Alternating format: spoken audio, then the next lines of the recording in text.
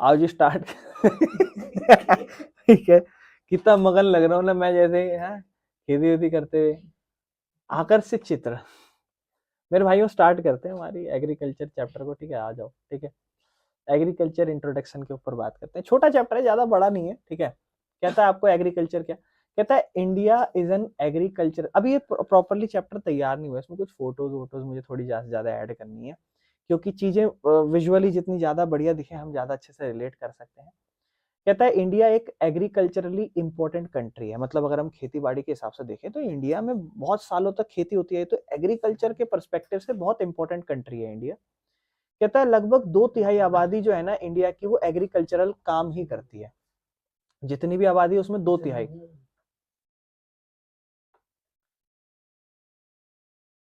और एग्रीकल्चरल एक primary activity होती है, याद है ह्यूमन एक्टिविटी ह्यूमन एक्टिविटी होती थी, इकोनॉमिक, नॉन इकोनॉमिक, और इकोनॉमिक में 3 तरीके के काम आते थे, प्राइमरी, सेकेंडरी और टेरिटरी।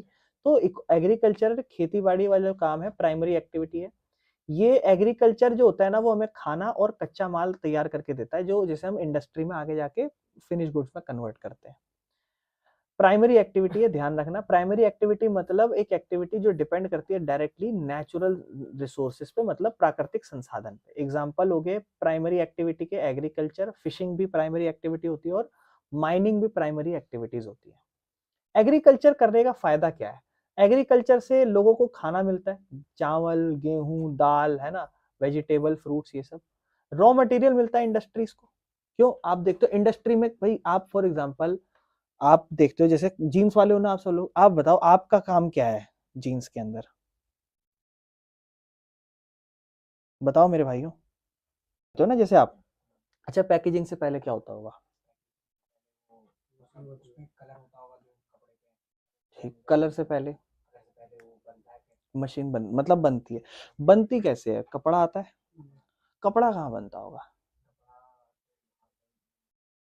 मतलब कहीं ना कहीं ऐसा मान लेते हैं कि कहीं ना कहीं हो सकता है कपड़े की खेती होती है पहले, तो फिर वो रेशा निकलता है, रेशे से धागा बनाया जाता है और फिर धागे से कपड़ा बनाया जाता है। तो खेती से चीजें शुरू हो रही है और फिर यहाँ सेकेंडरी एक्टिविटीज तक पहुंच रही है। हालांकि कुछ सिंथेटिक फाइबर्स भी होते हैं जो मैन मेड होते हैं, ऑलरेडी केमिकल्स के थ्रू वो बनाए जाते हैं, हम उस पर नहीं बात कर रहे हैं, हम थोड़ा नेचुरली जैसे कॉटन टाइप चीज होगी उसकी बात कर रहे हैं, ठीक है। तो एग्रीकल्चरल प्रोडक्ट जो इंडस्ट्री में काम आते हैं, जैसे कॉटन हो गया तो कपड़ों की इंडस्ट्री में काम आता है, टेक्सटाइल इंडस्ट्री तो आप समझते होगे, है ना। शुगर केन, जिससे शुगर इंडस्ट्री बनाई जाती है, jute, jute industry, oil seeds जो होते हैं जैसे, जिससे एडिबल ऑयल इंडस्ट्री बनाई जाती है। मतलब ये इंडस्ट्रीज हैं जो यही प्रोडक्ट इन इंडस्ट्री में काम आते हैं। एडिबल मतलब खाने वाला ऑयल। एग्रीकल्चर सपोर्ट करता है फूड सप्लाई भी और इंडस्ट्री दोनों को ही। एग्रीकल्चर की मदद से आपको खाना भी मिलता है और कल को जो इंडस्ट्रियां चल रही हैं वो भी एग्रीकल्चर से ही चलती है, समझ रहे हो। एग्रीकल्चरल एक्सपोर्ट की हम बात करें, एक्सपोर्ट समझते हो? दिशा, एक्सपोर्ट का मतलब क्या होता है? सोनू है मैडम, सोनू, हाँ बताओ। हाँ, है ना, एक्सपोर्ट मतलब एक देश से दूसरे देश में सामान पहुंचाना। तो इंपोर्ट क्या होगा अनुराक्षा? एंटरपोर्ट क्या होगा?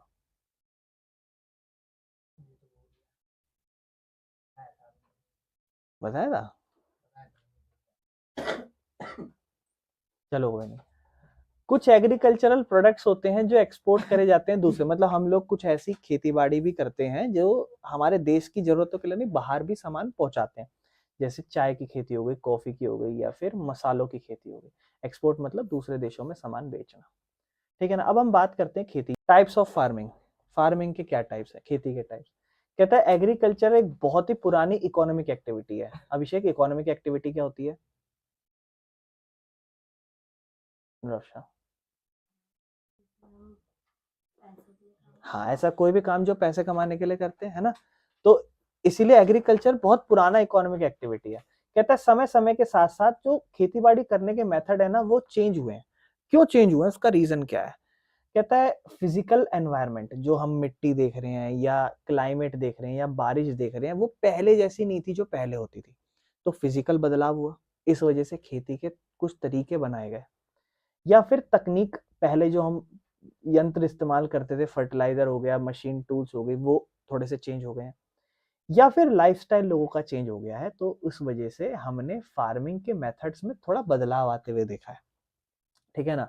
तो इन कारणों की वजह से अलग अलग तरीके की फार्मिंग प्रैक्टिस की जाती है इंडिया में, ठीक है ना। जैसे एक प्रिमिटिव सब्सिस्टेंस फार्मिंग है। प्रिमिटिव सब्सिस्टेंस फार्मिंग क्या होती है? ये सबसे पुराना और सिंपल तरीका है खेती बाड़ी करने का। आपसे पूछे प्रिमिटिव सब्सिस्टेंस फार्मिंग क्या है, तो ध्यान रखना, ठीक है ना। मेन फीचर्स क्या है देखो, तो कहता है प्रैक्टिस की जाती है स्मॉल पीसेस ऑफ लैंड, मतलब जिसमें प्रैक्टिस मतलब खेती बाड़ी की जा रही है एक छोटी सी जगह में, ठीक है ना। पुराने प्रिमिटिव बेसिक बेसिक हथियारों का इस्तेमाल करके, हो इस तरीके से कुल्हाड़ी टाइप, फिर दाव इस तरीके से, ठीक है ना, या फिर डिगिंग स्टिक्स, ठीक है ना, वो खोदने वाली।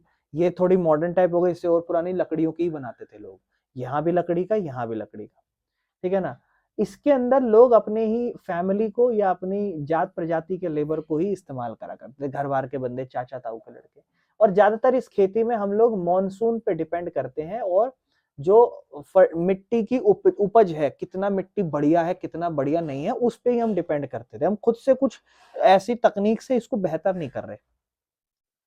फिर मॉडर्न इनपुट्स लाइक फर्टिलाइजर और मशीन, इन सब का इस्तेमाल प्रिमिटिव सब्सिस्टेंस फार्मिंग में नहीं होता। प्रोडक्टिविटी बहुत ही ज्यादा कम है, मतलब जो पैदावार निकल रही है खेती में वो ज्यादा नहीं है, ठीक है ना। बाकी फिर इसके बाद आती है स्लैश एंड बर्न एग्रीकल्चर। ये छोटी क्लासों में भी आपने पढ़ रखा है। देखो क्या होता था जनरली, कुछ नहीं, एक चित्र लाए गए हैं, जैसे मान लो जो भी वेजिटेशन है उसको स्लैश कर दिया, अब उसको जला रहे हैं, फिर धीरे धीरे एक टाइम बाद वो रिकवरी हो रही है, फिर दोबारा उस पर खेती करो। मतलब जैसे मान लो एक बड़ा सा एक खेत है ठीक है, तो जैसे मान लो इतने हिस्से में खेती बाड़ी करी, खेती बाड़ी करने के बाद उसको पूरा जला दिया, फिर बगल में चले गए खेती करने, थोड़े टाइम बाद वो रिकवर हो गया, फिर यहाँ से हक के, वो हक के कह रहा हूँ, यहाँ खेती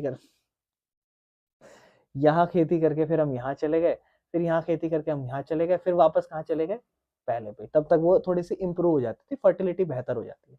तो ये होता था slash and burn agriculture.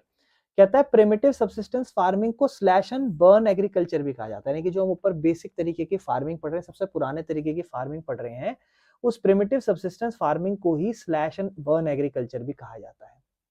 Process क्या होता था? फार्मर सबसे पहले पेड़ पौधे काटते थे, ठीक है ना, और उसके बाद वो उन्हें जला देते थे, फिर वहां खेती करते थे, ठीक है ना। मतलब खेती उगाई जाती थी, फिर उस जमीन को साफ किया जाता था। जब उसकी पैदावार कम हो जाती थी, फर्टिलिटी समझ रहे, जो उसकी पैदावार कम हो जाती थी, तो फार्मर उन जमीन को छोड़ दिया करते थे, नए एरिया में चले जाते थे। और यही शिफ्टिंग उन्हें अलाउ करती थी कि ना, प्राकृतिक तरीके से जो जो हमारा प्रकृति है, मतलब एक तरीके से जैसे मान लो यहाँ खेती बाड़ी करी, अब हम कहीं और चले गए, तो हमने क्या करा, वहां पर थोड़ा सा उस जमीन को थोड़ा सा समय दे दिया, और समय के साथ साथ वो नेचुरली खुद से ही बढ़िया फिर से बेहतर हो जाएगी, तो कुछ समय बाद फिर वहां पर आके खेती कर सकेंगे। तो ये क्या हुआ, रिस्टोर करने का टाइम दिया। स्टोर मतलब स्टोर करके रखना, रिस्टोर मतलब दोबारा स्टोर करना। ये हम करने का एक मेन हमारा पर्पस होता है स्लैश एंड बर्न एग्रीकल्चर। कोई दिक्कत तो नहीं है स्लैश एंड बर्न एग्रीकल्चर में? अच्छा, इनमें पैदावार बड़ी कम क्यों है? क्योंकि बेसिक तरीका अपना रहे हैं ना, कुछ हम फैक्ट्री में बने हुए फर्टिलाइजर का इस्तेमाल नहीं कर रहे, सब बेसिक बेसिक तरीका जा रहा है। इंद्र देव, वही बारिश वही बरसात, इंद्र देवता पे निर्भर है कि प्रभु बरसा दीजिए, प्रभु है, इस तरीके से। कोई फर्टिलाइजर नहीं, कोई मॉडर्न टूल्स नहीं, डिपेंड हो रहे हैं पूरे के पूरे नेचर के ऊपर, वो सारी चीजें चल रही है। बाकी लोकल नेम क्या है प्रिमिटिव सब्सिस्टेंस फार्मिंग के अलग अलग इलाकों में? तो जैसे नॉर्थ ईस्ट इंडिया समझते हो, नॉर्थ ईस्ट इंडिया मतलब आसाम, मेघालय, मिजोरम, नागालैंड, वहां पे इसको झूम खेती टाइप कहा जाता है। मणिपुर में इसको पमलाओ करके कहा जाता है। बाकी बस्तर जो डिस्ट्रिक्ट है छत्तीसगढ़ के अंदर, उसको दीपा कहा जाता है, या अंडमान एंड निकोबार में भी उसे झूमिंग कहा जाता है। बाकी झूमिंग ज्यादातर, जो झूम खेती है वो ज्यादातर नॉर्थ ईस्ट इंडिया में प्रैक्टिस की जाती है, ठीक है। सोनू इतना डरावना, आखिर डर लग रहा है अब बाकी झूम खेती को स्लैश एंड बर्न फार्मिंग भी कहा जाता है, ध्यान रखना। बाकी स्लैश एंड बर्न एग्रीकल्चर जो है ना, वो अलग अलग नाम से वर्ल्ड में अलग अलग नाम से जानी जाती है। मैं इतना कहूंगा कि नाम याद रखने जरूरी है। जब तक आप पीवाईक्यू ना देखो तब तक चीजें आपको क्लियर नहीं होगी, मगर फिर भी मैं कहूंगा शायद हो सकता है नाम जरूरी हो। अलग अलग देशों में इनके क्या नाम है? कहता है कंट्रीज या रीजन हो गए, जैसे कि मेक्सिको, सेंट्रल अमेरिका, ठीक है ना, ऐसे देश हो गए, तो वहां पे क्या नाम है? मिल्पा। वेनेजुएला, नाम सुना है वेनेजुएला? अभी लेटेस्ट ट्रेंडिंग में वेनेजुएला में इसको नाम दिया जाता है कॉन्कुओ करके, मतलब हाँ, कॉनुको। ब्राजील में रोका, सेंट्रल अफ्रीका में मसोल करके नाम है, देखो इंडोनेशिया में अपने अपने नाम है, पता नहीं क्या नाम है, वियतनाम में रे करके ऐसे से, मतलब हर किसी ने झूम खेती का अपना अपना अलग नाम बना रखा है, समझ रहे हो। इंडिया में भी अलग अलग नाम है, मध्य प्रदेश में इसको बेवाड़ या दहिया कहा जाता है, आंध्र प्रदेश में इसे पोदू या पेंडा कहा जाता है, उड़ीसा में इसे पामादाबी या कोमान या ब्रिंगा कहा जाता है, ठीक है। वेस्टर्न घाट में इसे कुमारी कहा जाता है। बिहारियों की बातें नहीं हो रही, देखो यहाँ मैं पूछता हूँ आपसे बिहार में क्या कहते हैं। साउथ ईस्टर्न राजस्थान में इसे वलरे या वालतरे करके कहा जाता है। हिमालयन रीजन में इसे खिल, झारखंड में इसे कुरुआ, तो आपके यहाँ पे भी कुरुआ कहा जाता है क्या, ऐसे खेती को, ठीक है, कुरुआ कहा जाता है। नॉर्थ ईस्ट इंडिया में झूमिंग खेती इस तरीके से कहा जाता है। बाकी एक केस स्टडी पढ़ते हैं, आप जब किताब पढ़ोगे आपकी किताब में आएगी रिंझास फैमिली। रिंझा जो है ना वो अपने परिवार के साथ रह रही है एक छोटे से गांव में, दीपू के आसपास असम के अंदर। उसकी फैमिली क्या करती है, जंगल साफ करती है, slash and burn the land, उसके वो स्लैश एंड बर्न मतलब क्या, जंगल काटे फिर उसको जलाया, फिर खेती बाड़ी के लिए तैयार किया, फिर धीरे धीरे ग्रो करती है क्रॉप्स को अपने खुद के यूज के लिए। उन्होंने बैम्बो कैनाल्स यूज कर रखे हैं फील्ड को इरिगेट करने के लिए। आपने एग्रीकल्चर का एक चैप्टर देखा था जब बैम्बो को किस तरीके से ट्रांसपोर्ट करने के लिए यूज कर रखा था, इससे पिछले चैप्टरों में अपन ने देखा था, याद है, वाटर वाला ही चैप्टर था वो मेरे ख्याल से। बाकी जब सॉइल की फर्टिलिटी कम हो जाती है तो वो नए एरिया में चले जाते हैं, मतलब जैसे उसकी पैदावार कम होगी चले जाएंगे। ये दिखा रहा है कल्टीवेशन शिफ्टिंग वाला। तो एक सवाल आता है किस तरीके की खेती फैमिली करती थी उसकी, तो वही प्रिमिटिव सबसिस्टेंस फार्मिंग, झूम खेती, इस तरीके से। चले आगे। बाकी इस ये जो झूम खेती है, जैसे सवाल भी आ जाता है कि लोग जब झूम खेती करते हैं तो क्या उगाते हैं, चावल उगाते हैं, मेज उगाते हैं, मिलेट उगाते हैं, वेजिटेबल्स, इस तरीके की खेतियां उगाई जाती है। चले बेटा आगे, कोई दिक्कत तो नहीं है। पहली वाली थी हमारी प्रिमिटिव सबसिस्टेंस फार्मिंग जो हमारी क्लियर हो गई है। Next one is intensive subsistence farming. Intensive subsistence farming practice की जाती है एरिया में जहां पे आबादी अच्छी खासी है और प्रेशर ज्यादा होता है लैंड के ऊपर, ठीक है ना। मतलब मेन फीचर्स क्या है इसके, छोटी छोटी लैंड होल्डिंग्स होगी, ठीक है ना। और यहाँ पर खेती चलती है लेबर इंटेंसिव। बेटा दो वर्ड होते हैं, एक होता है लेबर इंटेंसिव और एक होता है कैपिटल इंटेंसिव। वर्ड याद रखना, इंटेंसिव जब भी वर्ड आ जाए, लेबर इंटेंसिव और कैपिटल इंटेंसिव। लेबर इंटेंसिव मतलब ऐसी खेती या कोई ऐसा काम जहां ज्यादातर इस्तेमाल लेबर का किया गया हो, और कैपिटल इंटेंसिव जहां पर ज्यादातर इस्तेमाल मशीनों का किया हो या यंत्रों का, तंत्रों का कह रहा हूं, यंत्रों का इस्तेमाल किया गया हो, ठीक है ना। बाकी इसमें आपको कहता है ज्यादातर ह्यूमन का इस्तेमाल किया जाता है ये कौन सी वाली खेती में, इंटेंसिव सबसिस्टेंस फार्मिंग में। और इसमें अच्छा खासा इनपुट लगाया जाता है, high use of input. Input बढ़िया क्वालिटी का, समझ लो फर्टिलाइजर, HYV सीड्स है ना, हाई यील्ड वेराइटी सीड्स, या इरिगेशन भी इसमें बाहर से, जैसे नहरें नहरें हो गई उन सबसे। मकसद क्या है, मकसद है प्रोडक्शन जो करनी है वो मैक्सिमम प्रोडक्शन निकलनी चाहिए छोटी जमीनों से। इसमें हम ज्यादातर ह्यूमन का यूज करते हैं और मशीनों का यूज कम करते हैं, लेकिन हम इनपुट अच्छा लगा रहे हैं, समझ रहे हो, इनपुट हमारा बेहतर जा रहा है। बाकी ये लैंड प्रेशर के अंदर क्यों है, कहता है right of inheritance divide the land among children. इतनी सी जमीन है, अभी बच्चे पैदा कर दिए 7-8, तो फिर वही बढ़ जाएगी, फिर वही थोड़ा और बढ़ जाएगा। तो आपने ये चीज पढ़ी है कि जमीन जितनी ज्यादा बड़ी रहती है खेती का प्रोडक्शन उतना ज्यादा बेहतर निकलता है। इसीलिए चाइना की बात कर लो, माओइस्ट एक होता था माओ, ठीक है, चाइना की बात कर लो माओ, या फिर आप रशिया में बात करो तो एक सिचुएशन आई थी जब सोशलिज्म रशियन रेवोल्यूशन पढ़ते थे, तो सबकी जो जमीनें बटी हुई थी वो क्या करता था, सबकी जमीनों को इकट्ठा करवा देता था, कहता था एक साथ खेती करो जिससे ज्यादा प्रोडक्शन निकल सके। अब एक खेती है वो ज्यादा से ज्यादा लोगों में बांट दी जाती है, तो प्रॉब्लम क्या आती है, जब ज्यादा से ज्यादा लोगों में बांट दी जाती है तो प्रॉब्लम ये आती है कि जब वो डिवीजन कर दी जाती है तो एक प्रॉब्लम ये आ जाती है कि लैंड का डिवीजन हो रहा है तो अच्छी पैदावार नहीं निकल पाएगी, ठीक है ना, ज्यादा जमीन ज्यादा बेटर रहती है। तो यहाँ पर प्रेशर इसलिए है कि इनहेरिटेंस, मतलब वो लड़का है, अधिकार है उसका, क्या करेगा, बच्चों में जमीन बांट दी जाएगी और जमीन बहुत ज्यादा छोटी हो जाएगी और अनइकोनॉमिकल हो जाएगी। अनइकोनॉमिकल मतलब ज्यादा पैसा नहीं निकाल के देगी, और उसके अलावा कोई जरिया भी नहीं है पैसा कमाने का, ठीक है ना। तो इसलिए और एक चीज खुद सोचो ना, अगर मान लो एक जमीन 4 हिस्सों में बांट दी जाए, तो आपके मन में ये सवाल तो है कि हाँ मुझे पता है मैं इतनी जगह पे खेती नहीं कर, क्यों ना अपने भाई से मिलकर कर लूं, तो डर लगेगा अरे ये कब्जा लिया तो, या कोई मुझ पे क्यों भरोसा करेगा, मुझे क्यों देगा अपनी जमीन। तो वो इसलिए लड़ाई झगड़े में भी फिर देते ही नहीं है कभी एक दूसरे को। बाकी यहाँ पर अच्छा खासा प्रेशर पड़ता है एग्रीकल्चर जमीन पे, क्यों, क्योंकि वो होल्डिंग्स का डिवीजन है इस वजह से। बाकी स्टेट जहां पर इसको प्रैक्टिस किया जाता है, यूपी, बिहार, पश्चिम बंगाल, केरला और Tamil Nadu. Geography is mostly about learning the names और डेटा, बस यहाँ पर ज्योग्राफी में से मेजरली ये चीजें ही चलेंगी बेटा कि ज्यादा से ज्यादा आप याद कर सकते। नेक्स्ट तरीके की फार्मिंग कहलाती है कमर्शियल फार्मिंग।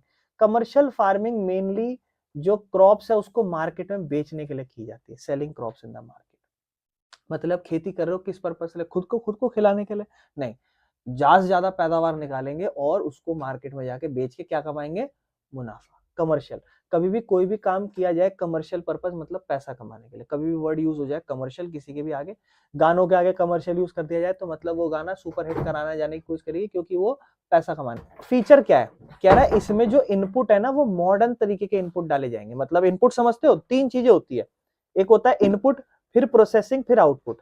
इनपुट क्या लगा रहे हो, प्रोसेसिंग खेती करने का टाइम पूरा क्या क्या आप खेती कर रहे हो, और आउटपुट क्या उसमें निकल रहा है, पैदावार क्या हो रही है। तो modern input HYV seeds, chemical fertiliser, pesticides, insecticides, production इसकी बहुत ही हाई होती है। क्यों, क्योंकि फार्मिंग किस पर्पस के लिए की जा रही है, मार्केट ओरिएंटेड, पैसा कमाने के लिए, है ना। समझ रहे हो, important point. Rice is commercial crop in Punjab and Haryana. तो राइस कमर्शियल क्रॉप किस राज्य में मानी जाती है, पंजाब और, यानी कि ये ज्यादातर यहाँ पर कमर्शियल फार्मिंग करते होंगे इसकी, ठीक है ना। और राइस एक सब्सिस्टेंस क्रॉप है ओडिशा के अंदर, मतलब खुद को पेट पालने के, हाँ बताऊं तो राइस एक सब्सिस्टेंस क्रॉप है उड़ीसा के अंदर, मतलब पेट पालने के लिए, मतलब वहां पे लोग कमर्शियल पर्पस के लिए नहीं करते होंगे। अब ये चीजें याद रखनी है तो बढ़िया है। बाकी सेम क्रॉप कमर्शियल एक इलाके में और एक इलाके में सब्सिस्टेंस। एग्जाम्पल, व्हीट जो है वो कमर्शियल है पंजाब में, सब्सिस्टेंस है बिहार में। गेहूं कहाँ पे सब्सिस्टेंस है, बिहार के अंदर। बाकी चावल कमर्शियल है हरियाणा में और सब्सिस्टेंस है उड़ीसा में। अब आप बोलोगे भैया हो सकता है हमारे यहाँ तो इसको भी कमर्शियल यूज पे किया, एक आध कोई कर लेता होगा, कोई जरूरी थोड़ी है उसमें, है ना। लेकिन मेजरली एक एग्जाम्पल दिया गया है। बाकी जैसे आप एक तरीके से पढ़ चुके हो प्रिमिटिव सब्सिस्टेंस, फिर आपने पढ़ा इंटेंसिव सब्सिस्टेंस, फिर तीसरा आपने पढ़ा कमर्शियल। कमर्शियल के अंदर ही एक और टाइप की फार्मिंग आ जाती है जिसे कहते हैं प्लांटेशन। बहुत बड़े स्तर पर खेती, जैसे चाय की कॉफी की होती है ना, बहुत ही बड़े बागानों टाइप में जो खेती होती है। प्लांटेशन मतलब सिर्फ एक ही तरीके की खेती उगाना बड़े लार्ज एरिया पे, ठीक है ना। और ये प्लांटेशन फार्मिंग है, मतलब सिंगल क्रॉप फार्मिंग होगी, कोई दूसरी क्रॉप नहीं उगाएंगे, बड़ा ही लैंड एरिया है और कैपिटल इंटेंसिव है। मैंने ऊपर पढ़ाया था लेबर इंटेंसिव, जहाँ पे ज्यादातर इस्तेमाल लेबर का किया हो, कैपिटल जहां ज्यादातर इस्तेमाल मशीनों का किया हो। लेबर होंगी बट मशीनें ज्यादा होंगी, और इसके अंदर ज्यादातर माइग्रेंट लेबर होंगे। अरे ये बताओ, अपन लोग पढ़ नहीं रहे थे गांधी जी वाला चैप्टर, लोग लगा गांधी जी आ रहे हैं तो क्या हुआ था, सबको सबको ना माइग्रेंट वर्कर उठा रखे थे, मतलब दूसरे दूसरे राज्य से लोगों को उठा रखा था और वहां पे काम करवाने के लिए उन्हें बसा रखा था कि यहाँ काम करोगे तुम, बागानों में, मतलब प्लांटेशन फील्ड में तुम यहाँ पे खेती करोगे। तो यहाँ पर ज्यादातर माइग्रेंट लेबर का इस्तेमाल किया है, बाहर से लाए हुए लेबरों को यहाँ पे काम कराया जाता है, ठीक है ना। और यहाँ पर जो रॉ मटेरियल है वो किस लिए बनाया जाता है, इंडस्ट्रीज के लिए, मतलब यहाँ जो भी खेती हो रही है वो इंडस्ट्री के लिए बनाई जा रही है। इंपॉर्टेंट प्लांटेशन क्रॉप किसकी होती है भैया, चाय की होती है, कॉफी की होती है, रबड़ की होती है, शुगर केन और बेनेना, ठीक है ना। एग्जाम्पल, चाय का क्या है, आसाम और नॉर्थ बंगाल, ठीक है ना, और कॉफी का कर्नाटका, ठीक है ना। बाकी ट्रांसपोर्ट क्यों जरूरी है भैया इन सब में, तो क्योंकि प्रोडक्शन जो है वो सब मार्केट के लिए की जा रही है, यहाँ पे खुद के लिए तो की नहीं जा रही, सारा माल शहरों में जाएगा, यहाँ ट्रांसपोर्ट होगा, तो गुड्स को ट्रांसपोर्ट होना है। कम्युनिकेशन भी बेहतर होना चाहिए। कम्युनिकेशन समझते हो, एक तरीके से काइंड ऑफ कम्युनिकेशन को टीवी या एड्स में ले सकते हो आप, या वार्तालाप, न्यूज चैनल, ये सब। और फिर प्रोसेसिंग इंडस्ट्री जो इनको आगे जाके और फर्दर कन्वर्ट कर रही है, ये सब तो जैसे चाय कॉफी है तो आगे जाके किसी और में फाइनल गुड्स में कन्वर्ट हो सकते हैं ना, जैसे रबड़ इंडस्ट्री प्लांटेशन का है तो आगे जाके क्या रबड़ का कोई और इस्तेमाल नहीं होता होगा, तो ये उन इंडस्ट्री के लिए बढ़िया है। बाकी वेल डेवलप्ड ट्रांसपोर्ट और कम्युनिकेशन बहुत ज्यादा जरूरी है, किसके लिए, प्लांटेशन के लिए, तभी तो ज्यादातर रेलवेज लाइन बैठी रहती। हाँ जी। तो इंडिया के पास एक अच्छी खासी फिजिकल डाइवर्सिटी है। डाइवर्सिटी मतलब विविधता, हमें ये पता है भारत देश में विविधताएं हैं। विविधता मतलब अलग अलग होना चीजों का, जगह जगह चीजें अलग अलग है। नॉर्थ में जाओ सर्दी थोड़ा ज्यादा महसूस होती है, साउथ में जाते हैं थोड़ा अपना, मतलब कुल मिला के अलग अलग तरीके का क्षेत्र है, टोपोग्राफी अलग है, सॉइल अलग है। और कुल मिला के हम ये कह रहे हैं कि इंडिया बड़ा देश है और वहाँ पे अलग अलग राज्यों में अलग अलग चीजें, अलग अलग तरीके की मिट्टियाँ पाई जाती हैं, तो फिजिकली चीजें अलग अलग हैं। आप देखते हो हर किसी राज्यों में कुछ डिफरेंट तरीके की खेतियां ज्यादा होती हैं, तो वो उसका एक रीजन है।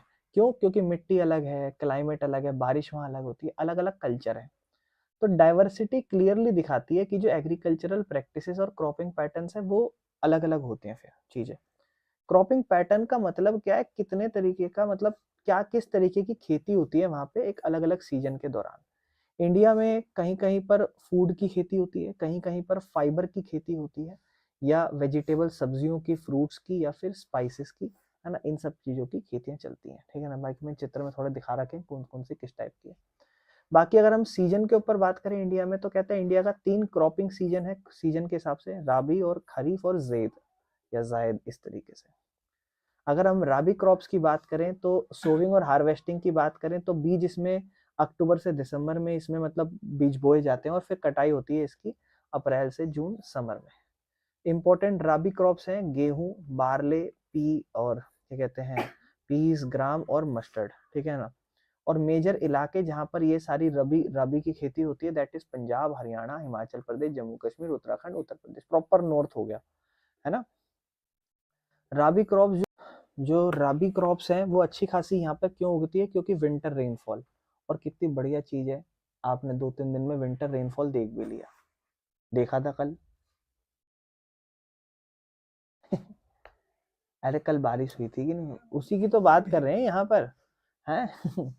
विंटर रेनफॉल मतलब सर्दी वाली बारिश।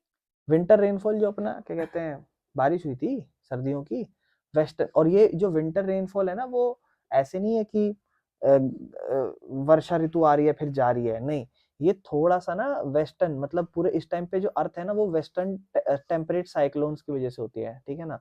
वेस्टर्न में डिस्टरबेंस होता है जिस वजह से हर साल सर्दियों में आती है और 21 से 30 के बीच में आती है। हरित क्रांति बहुत ज्यादा मदद करता है, मतलब रबी क्रॉप्स इसलिए उगाई जाती है, एक तो सर्दियों में थोड़ी बहुत बारिश आती है वो काम कर जाती है बढ़िया, और जो है ना हरित क्रांति की वजह से यहाँ पे बहुत बढ़िया ग्रोथ हो पाती है। बाकी वेस्टर्न टेम्परेट साइक्लोन जो है ना वो सर्दी देता है, सर्दी वाली बारिश देता है, जिस वजह से जो बहुत ही ज्यादा रबी क्रॉप्स के लिए यूजफुल होती है, ठीक है ना। तो थोड़ी बहुत रबी क्रॉप्स की बातें हैं। फिर आ जाती हैं खरीफ क्रॉप्स, जो क्या कहते हैं ऑनसेट ऑफ द मॉनसून, ठीक है ना। और सितंबर मतलब जब मॉनसून आने वाला हो, हाँ, तो जब मॉनसून आने वाला हो, ठीक है ना, और कटाई सितंबर से अक्टूबर, मतलब गर्मी वाला हिसाब किताब है। खरीफ क्रॉप्स में वही पैडी, राइस, मेज, ज्वार, बाजरा, अरहर मतलब तुर जिसे कहा जाता है, मूंग, उड़द, यानी कि सारी पल्सेस की भी बात हो रही है, कॉटन, जूट, ग्राउंडनट, सोयाबीन, सारी खेती यहाँ पर होती है, ठीक है जी। बाकी चावल कहाँ कहाँ पे उगाए जाते हैं ज्यादातर, ठीक है, वो नहीं दिखाई दे रहा ये। तो आसाम हो गया, ठीक है, आसाम हो गया, पश्चिम बंगाल, उड़ीसा का थोड़ा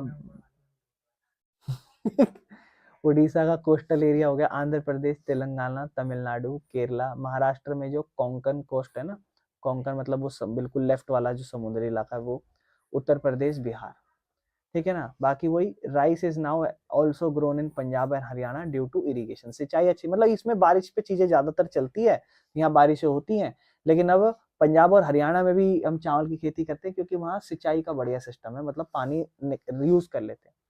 बाकी पैडी की भी 3 तरीके की क्रॉप्स है, ये थोड़ा सा अच्छा क्वेश्चन है, ध्यान रखना। कुछ स्टेट्स ऐसे हैं जहाँ पर 3 तरीके के चावल उगाए जाते हैं, ओस, अमन और बोरो, ये इस तरीके के, ठीक है ना।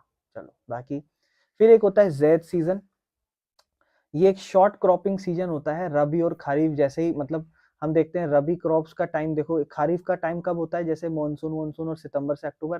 फिर थोड़ा सितंबर से अक्टूबर में अगर टाइम मिल रहा है नवंबर दिसंबर के बीच में थोड़ा बहुत भी, मतलब जब भी थोड़ा बहुत रबी और खरीफ क्रॉप्स के बीच में टाइम होता है तब लोग जैद सीजन मतलब बना लेते हैं, ठीक है ना। ये थोड़ा सा गर्मी का टाइम हो गया, ठीक है ना। और इसमें वाटरमेलन, मस्क मेलन, कुकुम्बर, समझते हो कुकुम्बर है, हाँ, वेजिटेबल और फॉडर क्रॉप समझते हो ना, अरे घास फूस चारा जो होता है, ठीक है ना। आओ आगे चलते हैं। अच्छा, इंडिया में मेजर क्रॉप्स कौन कौन सी है, तो देखो इंडिया में फूड और नॉन फूड क्रॉप्स, मतलब कुछ क्या कहते हैं कपड़े वपड़े की खेती हो जाए, वो सभी तरीके की खेतियां चलती हैं। बाकी ये सारी चीजें डिपेंड करती है मिट्टी कैसी है, क्लाइमेट कैसा है, फार्मिंग प्रैक्टिसेस कैसी चल रही है, ठीक है ना, उन सब पे चीजें डिपेंड करती है, क्या कहते हैं। हाँ, तो मेजर कौन कौन सी क्रॉप्स हैं, चावल, गेहूं, है ना, मिलेट, दाल, चाय, कॉफी, चावल, गेहूं वेहूं, ये सब चीजें मेजर क्रॉप्स है, ठीक है ना, जो इंक्लूड होती है, ठीक है। राइस ज्यादातर मेजर क्रॉप है, ठीक है। इंपॉर्टेंस थोड़ी सी बात करते हैं। स्टेपल फूड कहलाता है ज्यादातर इंडियंस के लिए। सबसे सेकंड लार्जेस्ट प्रोड्यूसर भी है इंडिया, चाइना के बाद। और ये खारीफ क्रॉप है, ये ध्यान रखना। क्लाइमेट की रिक्वायरमेंट देखो, इसमें थोड़ा ये रहता है, चावल की खेती के लिए पानी बहुत चाहिए, समझ रहे हो। क्लाइमेट की जो रिक्वायरमेंट है उसमें टेम्परेचर 25 डिग्री सेल्सियस से ऊपर चाहिए रहता है, ठीक है। गर्मी अच्छी खासी, मतलब ह्यूमिड एनवायरनमेंट होता है ना, ह्यूमिड थोड़ी सी नमी वाला, गर्मी भी थोड़ी हो, बारिश का मौसम भी हो। हाई ह्यूमिडिटी चाहिए और रेनफॉल 100 सेंटीमीटर से ऊपर हो। लेस रेनफॉल एरियाज में जो है उसको इरिगेशन चाहिए रहती है, ठीक है ना। और जो एरिया है ऑफ राइस कल्टीवेशन के, उसमें north and north eastern plains है, कोस्टल के इलाके हैं, और डेल्टिक रीजन समझते हो, डेल्टा वाले, जहाँ पे ऐसे इस तरीके से नदियां बह रही होती है, अगल बगल में जगह होती है थोड़ी सी। तो समुद्री इलाका मतलब जहाँ थोड़ा पानी हो और अच्छी खासी गर्मी पड़े, थोड़ा जंगल टाइप भी इलाका हो, ह्यूमिडिटी ज्यादातर रहे, समझ रहे हो। बाकी कैनल इरिगेशन ट्यूबवेल्स भी चावल में थोड़ा मदद करते हैं, जैसे पंजाब हरियाणा या फिर वेस्ट उत्तर प्रदेश हो गया, या कुछ राजस्थान के भी पार्ट हो गए, तो वहां नहर अगर आपने लगा रखी है तो चावल की खेती आप बगल में कर सकते हो, ठीक है ना। फिर हम बात करते हैं गेहूं। गेहूं एक बहुत मेजर क्रॉप है। इंपॉर्टेंस की बात करें तो कहता है second most important cereal crop है गेहूं, ठीक है ना। और मेन फूड जो है क्रॉप नॉर्थ और नॉर्थ वेस्ट इंडिया की, मतलब अगर हम इंडियन मैप की ऐसे थोड़ा ऊपर बात करें, जैसे मान लो फॉर एग्जांपल ये अपना इंडिया है, यहाँ पर अगर हम नॉर्थ इंडिया की बात करें इस तरीके से, तो जो नॉर्थ है ये अपना नॉर्थ हो गया और नॉर्थ वेस्ट हो गया, ज्यादातर ये वहां के इलाकों में अच्छी खासी खेती है और राबी क्रॉप है, और ये भी मेजर क्रॉप ही है, चावल और गेहूं। क्लाइमेट कैसा चाहिए, थोड़ा सा ठंडा क्लाइमेट चाहिए इसके लिए। ब्राइट सनशाइन चाहिए, ठीक है ना। पकने के टाइम पे जब ये पक रहा हो तो अच्छी खासी धूप हो, जैसे अब जो विंटर रेनफॉल आ जाती है तो थोड़ा मौसम देख रहे हो आप, AQI अपना कितना ठीक हो रहा है दिल्ली का। रेनफॉल 50 से 75 सेंटीमीटर चाहिए, मतलब बराबर बटी हुई। उसमें 100 सेंटीमीटर से ज्यादा रेनफॉल चाहिए थी, ज्यादा रेनफॉल इसमें इतनी नहीं चाहिए। बाकी ऐसे इलाके जहाँ पे वीट ग्रो होते हैं, तो गंगा सतलुज प्लेन हो गया, ठीक है ना। और गंगा सतलुज देखो, ये अपना पूरा ब्रह्मपुत्र और गंगा वाला प्लेन होता है, ये वाला गंगा सतलुज प्लेन, ये वाला थोड़ा आप कह सकते हो, ये वाला पूरा इलाका, ठीक है ना। बाकी ब्लैक सॉइल रीजन भी, जो डेक्कन मतलब दक्कनी पठार है ना, वहां पे भी खेती होती है गेहूं की, लेकिन वो ब्लैक सॉइल वाले इलाके होने चाहिए। अब देखो ये नाम ना आपको याद रखने पड़ेंगे गेहूं के बारे में, थोड़ा लर्निंग वाला काम ज्यादा रहेगा इसमें। बाकी मेजर व्हीट प्रोड्यूसिंग स्टेट कौन कौन से हैं, तो देखो चावल में आपने एक चीज समझी, मैं तरीका बताता हूँ आपको। देखो चावल ज्यादातर किस इलाकों में उग रहे हैं इसके ऊपर अगर हम बात करें, जैसे हमने देखा हो अभी तक, जैसे मेजर क्रॉप्स ऑफ इंडिया, तो ये मेजर क्रॉप्स है जो ज्यादातर खेती बाड़ी जिनकी होती है। तो इसमें हमने चावल की बात करी, तो चावल में हमने देखा नॉर्थ और नॉर्थ ईस्ट में ज्यादातर उगाया जा रहा है, कुछ कुछ समुद्री इलाके, कुछ कुछ डेल्टाइक रीजन। अब समझो चावल की खेती के लिए क्या चाहिए ज्यादातर, पानी। पंजाब राजस्थान इन इलाकों में पानी ज्यादातर नहीं है। क्यों नहीं है पानी ज्यादातर, क्योंकि वहां कोई ऐसा हैवी पानी वाला सिस्टम नहीं है, बारिश वारिश कोई इतनी खास नहीं है, ना कोई समुद्र का इलाका है, तो ऐसी टाइप की चीजें तो है नहीं। तो फिर वहां पर क्या सीन रहेगा, तो अगर हम उन इलाकों की बात करें अगर, तो उस इलाके में नहर है, जिस वजह से खेती बाड़ी के लिए बढ़िया सीन चलता है, ठीक है ना। और कुछ समुद्र के इलाके जहां ऑलरेडी पानी है, पानी ऐसा नहीं कि समुद्र से पानी है, बारिश वहां ज्यादा होती है, जो कोस्टल एरिया होते हैं, और जो डेल्टा वाले रीजन्स होते हैं, मतलब जहां नदियां अगल बगल में से जा रही है, और नॉर्थ ईस्ट के इलाके जहां तो सबसे ज्यादा बारिश होती है इंडिया में, ठीक है ना। नॉर्थ ईस्ट में जितना भी, और नॉर्थ ईस्ट के लोग तो इसीलिए चावल पे जिंदा है, वो तो चावल ही चावल खाते हैं नॉर्थ ईस्ट के लोग। थोड़े मणिपुर वो से थोड़ा सा आंखें ऐसी होती है ना उनकी, थोड़ा सा चाइनीज टाइप लगता है, हम लोग उन्हें चाइनीज कहने लग जाते हैं, पर वो चाइनीज नहीं होते, समझ रहे हो। बाकी पंजाब हरियाणा और उत्तर प्रदेश के थोड़े पश्चिमी इलाके या राजस्थान के भी नहरों के तरीके से कुछ चावलों की खेती होती है, लेकिन गेहूं की ज्यादातर खेती कहाँ होती थी, पंजाब हरियाणा उत्तर प्रदेश इन साइड पे, ठीक है ना। मध्य प्रदेश बिहार में भी हो रही है, राजस्थान में भी हो रही है, ठीक है ना। फिर आ जाता है मिलेट, ठीक है ना, मिलेट्स, ठीक है। मिलेट्स में ज्यादातर ज्वार बाजरा रागी इन सब की खेती होती है, ये ठीक है ना। ये कोर्स ग्रेन्स कहलाते हैं, इनमें न्यूट्रिशन बहुत ज्यादा होता है, ठीक है ना। ये इंपॉर्टेंट इसलिए, न्यूट्रिशन ज्यादा होते हैं, हेल्थ के लिए अच्छी होती है, और ये अगर बारिश भी कम हुई तो भी ये उग जाते हैं, ठीक है ना। फिर आता है जैसे रागी, रागी की अगर हम बात करें तो आयरन और कैल्शियम में रिच होता है, ठीक है ना। थोड़े थोड़े न्यूट्रिएंट्स होते हैं उसके, अच्छे खासे रफेज भी होता है। रफेज समझते हो, छोटी क्लासों में पढ़ते थे, डाइटरी फाइबर के तौर पर, फाइबर डाइजेशन में हेल्प करता है, कोई न्यूट्रिएंट नहीं देता लेकिन डाइजेशन में मदद करता है, हेल्दी फूड है। बाकी ज्वार की बात करें तो third most important food crop है, ठीक है ना। मतलब ज्वार भी अच्छी खासी खेती होती है, एरिया के हिसाब से भी बात करें और प्रोडक्शन के हिसाब से भी बात करें तो। बाकी रेन फेड क्रॉप है, ठीक है ना, मतलब अच्छी बारिश के ऊपर डिपेंड करता है और इरिगेशन इसको ज्यादा जरूरत नहीं है, ठीक है ना। बाकी ये मॉइस्ट एरिया में उगता है, बारिश अच्छी खासी इसको चाहिए। बाकी मेजर प्रोड्यूसिंग स्टेट का है महाराष्ट्र, कर्नाटक, आंध्र प्रदेश, मध्य प्रदेश, ठीक है ना। लगभग ये सारे इलाके जो ऊपर के 3 थे तो थोड़े समुद्री ही हो जाते हैं। फिर बाजरे की भी खेती होती है। बाजरी थोड़ा जो है ना, बाजरी कह रहा हूँ, बाजरा जो है वो थोड़ा सा सैंडी सॉइल में उगता है। सैंडी सॉइल मतलब थोड़ा रेतीली मिट्टी होती है ना वहां पर, या फिर थोड़ा सा शैलो वाली ब्लैक सॉइल के अंदर। बाकी मेजर जो स्टेट है जो इसे प्रोड्यूस करते हैं, राजस्थान, उत्तर प्रदेश, मध्य प्रदेश, महाराष्ट्र सॉरी, और गुजरात और हरियाणा यहाँ पर प्रोड्यूस होती है। बाकी रागी, जैसे ऊपर अपन ने पढ़ी थी रागी, वो हमने पढ़ा कि third most important food crop है। तो रागी एक तो हमने पढ़ा कहाँ पे, रागी को मॉइस्ट एरिया चाहिए अच्छा खासा। लेकिन अगर हम उसके बाद बात करें तो रागी कुछ ऐसे इलाके में भी उगती है, थोड़े सूखे इलाकों में भी, जरूरी नहीं है बारिश के इलाकों में उगे, ठीक है ना। ये रेड सॉइल हो या ब्लैक सॉइल हो या थोड़ी सैंडी या लोमी सॉइल हो, ये सारी सॉइल हम शुरुआत के चैप्टरों में पढ़ चुके हैं, थोड़ा सा ध्यान रखना। जब भी आप ज्योग्राफी को पढ़ना शुरू करो तो शुरुआत के पहले चैप्टर अच्छे से निपटाना, समझ रहे हो। बाकी जो मेजर रागी प्रोड्यूसिंग स्टेट है, कर्नाटका, तमिलनाडु, हिमाचल प्रदेश, उत्तराखंड, ठीक है ना, सिक्किम, झारखंड, अरुणाचल प्रदेश, ठीक है ना। तो वहां वहां पर ये रागी उगाई जाती है, यानी कि रागी 2 तरीके के इलाकों में उगाई जा रही है, नाम याद रखना, एक थोड़ा ड्राई रीजन में भी और एक थोड़ा सा मॉइस्ट एरिया में भी, ठीक है ना। बाकी मेज के ऊपर आते हैं। मेज जनरली फॉडर क्रॉप्स होते हैं, मतलब घास फूस, चारा नहीं होता जानवरों को खिलाने वाला, वो मेज होता है। आओ जी, क्लाइमेट की रिक्वायरमेंट की बात करें, टेम्परेचर 21 से 27 डिग्री चाहिए। और ये जो ओल्ड एलुवियल सॉइल है, एलुवियल सॉइल क्या होती है आरुषि? हाँ, हाँ, जो हमारा जो हमारे जैसे हम लोग हैं, हम लोग ऐसा समझ लो और एलुवियल सॉइल में रह रहे हैं। बाकी बिहार में मेज जो है ना वो राबी क्रॉप्स के तरीके से उगाई जाती है, मतलब इसको सर्दी में उगा लिया जाता होगा, ठीक है ना, बिहार के अंदर। बाकी फॉडर, फॉडर मतलब घास फूस चारे के लिए यूज किया जाता है।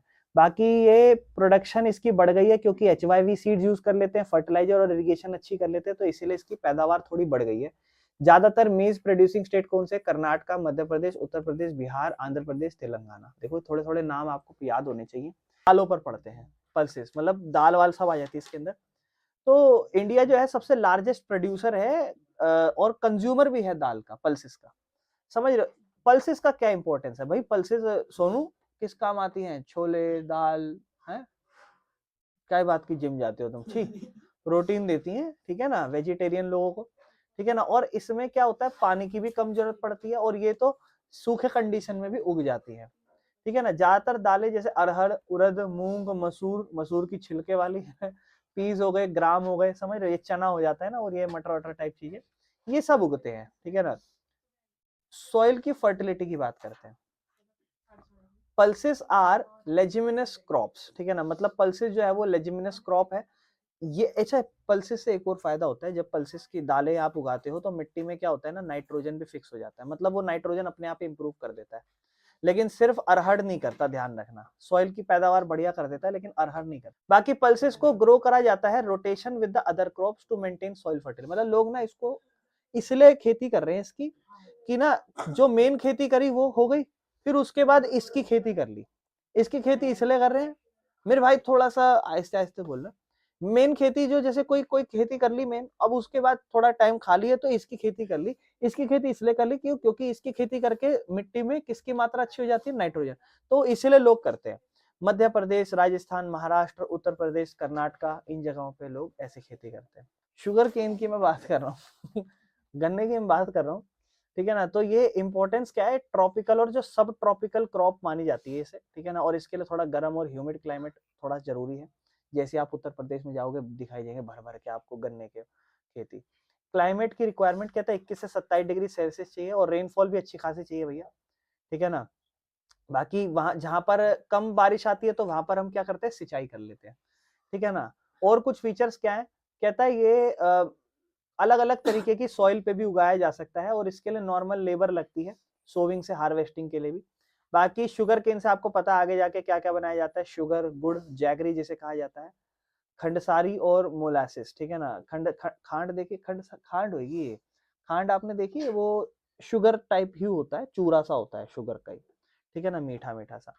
बाकी फैक्ट ये है कि इंडिया सेकंड लार्जेस्ट प्रोड्यूसर है शुगर केन का, ब्राजील के बाद। ब्राजील गाना सुना आपने, ना ना ना ना ना, हाँ, ये क्या था? अच्छा, देखो जी, सबसे ज्यादा कौन प्रोड्यूस करता है? उत्तर प्रदेश, ठीक है ना। आप कभी भी गाँव जाओ ना, तो उत्तर प्रदेश के खेतों में देखना, लोगों को नहीं, गन्नों को। तो आपको आपको गन्नों में वो गन्ने दिखाई देंगे आपको, ठीक है ना। और महाराष्ट्र में भी, कर्नाटका में भी, तमिलनाडु, आंध्र प्रदेश, तेलंगाना, ये जय बिहार, पंजाब और हरियाणा हर जगह, ठीक है। ऑयल सीड्स, ऑयल सीड समझते हो? मतलब कुछ कुछ नट्स टाइप्स होते हैं जिससे थोड़ा ऐसे बीज होते हैं जिनसे तेल निकलता है, ठीक है। क्या हुआ? सीधी सी जो बात है वो है, सीड है, बीज से तेल निकलता है। इंडिया एक मेजर प्रोड्यूसर, सबका तो मेजर प्रोड्यूसर है। ये खेती खेती हो रही है यहाँ पर, यूं नहीं कि कुछ ग्रो वोरो हो जाए। इंडिया इसमें भी मेजर प्रोड्यूसर है ऑयल सीड्स का। फैक्ट पे आ जाते हैं, कहता है 12% ऑफ टोटल क्रॉप्ड एरिया, मतलब जो ऑयल सीड है ना, वो 12% जो खेती वाला इलाका है, वो सिर्फ कुकिंग ऑयल या साबुन या कॉस्मेटिक्स या ऑइंटमेंट। ये ऑइंटमेंट क्या होता है पता है आपको? पता है किसी को? बताओ। मैंने जब चोट हो जाए ना, चोट हो जाए, जैसे चोट लग जाए ना, तो दवाई लगा लेना, ऑइंटमेंट, ठीक है। ये वो है, ठीक है।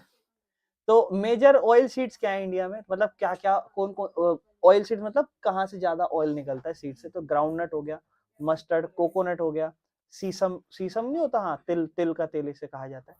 सोयाबीन, इससे भी थोड़ा सा, ये जो सीड है इससे भी ऑयल निकल रहा है। कैस्टर सीड्स, कॉटन सीड्स, ठीक है ना, लाइन सीड या सनफ्लावर, कैस्टर।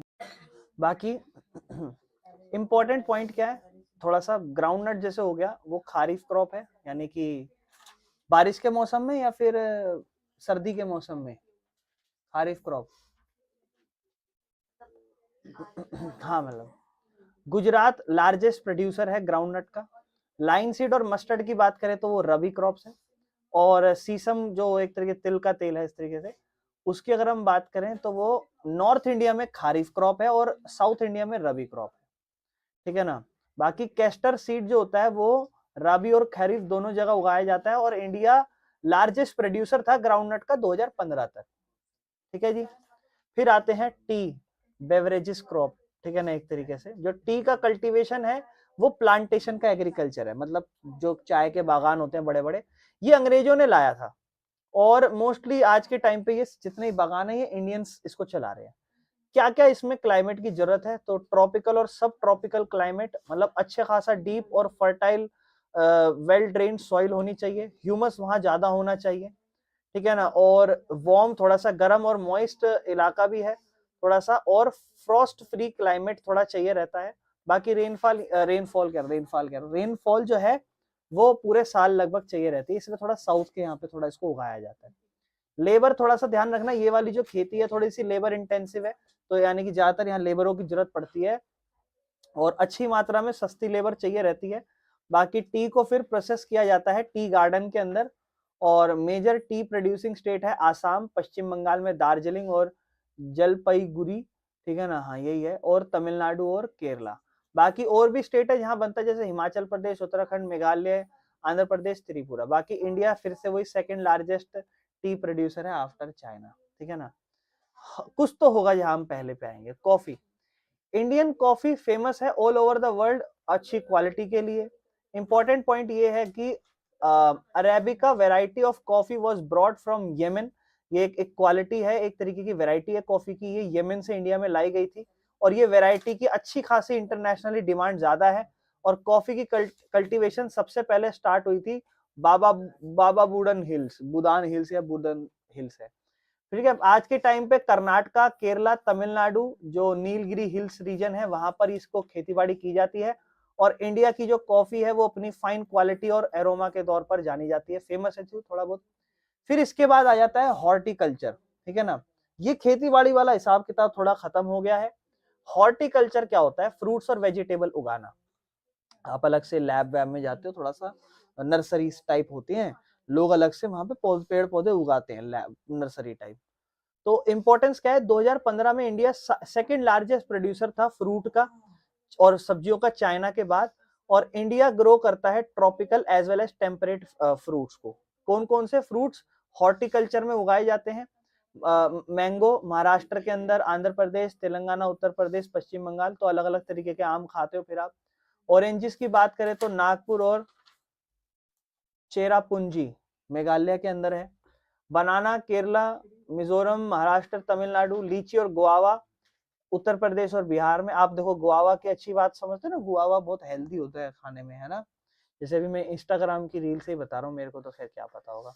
विटामिन सी, तो विटामिन सी जैसे गुआवा में बहुत होता है, मतलब ब्लूबेरी खाते हैं तो उसका सिर्फ 10% विटामिन सी मिलता है और लोग इतना पैसा दे दे खाते हैं, जबकि गुआवा में उसकी कंपैरिजन में 200 से 300% टाइम्स विटामिन सी होता है, जो कि बहुत ज्यादा अच्छा फ्रूट है खाने के लिए।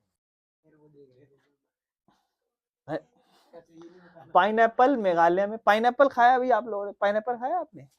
पाइनएप्पल है ना, हाँ। तो पाइनएप्पल मतलब वो अनानास।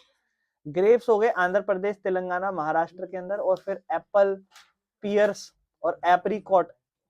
ये एप्रिकॉट क्या था? मतलब बीच में सीड होता है मोटा सा, और फिर ये इस तरीके से, इस तरीके से, हाँ। तो वॉलनट क्या होते हैं ये? हाँ बताओ, देखा आपने कभी वॉलनट? हाँ, देखा है आपने वॉलनट? क्या होता है वॉलनट? हाँ अच्छा, बोल दिया क्या? ठीक, अखरोट।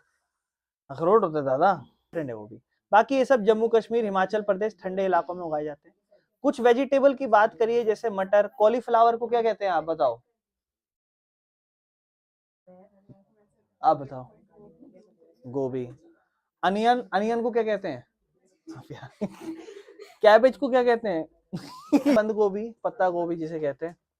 टोमेटो, देखा आपने टोमेटो? क्या होता है टोमेटो? ठीक। ब्रिंजल, ब्रिंजल क्या होता है? बैगन।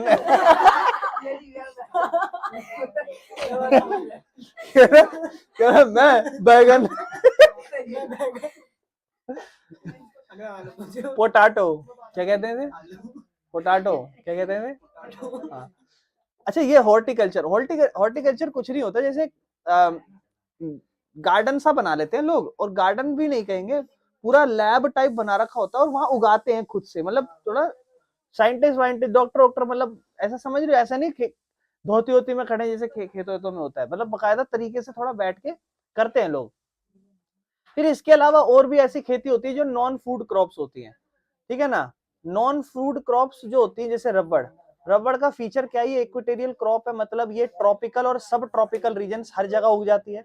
बारिश बहुत चाहिए इसके लिए, ठीक है ना। टेम्परेचर 25 डिग्री से, मतलब वही ये चावल वाला हिसाब किताब है रबड़ का भी, थोड़ा सा ह्यूमिड एरिया चाहिए। बाकी रॉ मटेरियल के लिए बहुत काम आता है रबड़, आपने देख रखा होगा टायर वायर इन सब में काम आता है। ज्यादातर कौन से इलाके इसको प्रोड्यूस करते हैं? केरल, तमिलनाडु, कर्नाटक, अंडमान निकोबार और गैरो हिल्स ऑफ मेघालय। बाकी क्या क्या बनता है? टायर बनता है, ट्यूब बनती है, फुटवेयर, ग्लव्स, बेल्ट, है ना। बाकी यही आइटम पूछ सकता है आपसे क्या क्या बनेगा, वो सब बता देना। फिर आती है फाइबर क्रॉप्स, मतलब कपड़े की खेती। Cotton, jute, hemp, natural silk हो गई। तो कॉटन, जूट और हेम्प है, पता है सिल्क वॉर्म कुकून से निकलता है। इसी को सेरीकल्चर कहा जाता है। सेरीकल्चर मतलब जहां पर सिल्क वॉर्म से हम सिल्क बनाते हैं, ठीक है ना, सिल्क वॉर्म के कुकून से, अगर आपको याद हो तो। एक एक करके बात करते हैं कॉटन पे। India is the original home of cotton. Cotton India में उगाई जाती है। ऐसे नहीं सुनो दूसरों का। मेन रॉ मटेरियल जो होती है ना, वो कॉटन के कपड़ों के लिए यूज होती है, और सेकंड लार्जेस्ट प्रोड्यूसर है चाइना के बाद फिर से। और ये खारिफ क्रॉप है, हाई टेम्परेचर चाहिए, बारिश थोड़ी कम या इरिगेशन से काम चल जाएगा। दक्कनी पठार पे उगाई जाती है, यानी कि ब्लैक कॉटन सॉइल चाहिए। और कहता है 210 बिना फ्रॉस्ट फ्री डे चाहिए इसको, और अच्छी खासी सनशाइन चाहिए। 6 से 8 महीना लगता है इसको मैच्योर होने में। बाकी मेजर कॉटन प्रोड्यूसिंग स्टेट कौन से? महाराष्ट्र, गुजरात, मध्य प्रदेश, कर्नाटक, आंध्र प्रदेश, तेलंगाना, तमिलनाडु, पंजाब, हरियाणा, उत्तर प्रदेश। सारे आ गए एक तरीके से। फिर जूट के ऊपर बात करते हैं। जूट को गोल्डन फाइबर कहा जाता है क्योंकि वैसे दिखती है वो थोड़ी सी। बाकी ये बढ़िया तरीके से उगाई जाती है जहां पर वेल ड्रेन फर्टाइल सॉइल होती है, मतलब थोड़ा सा ऐसा जहां बारिश बहुत ज्यादा हो, ठीक है। हाई टेम्परेचर चाहिए, जहां बाढ़ बाढ़ आ जाती है ना, वहां से उगाया जाता है।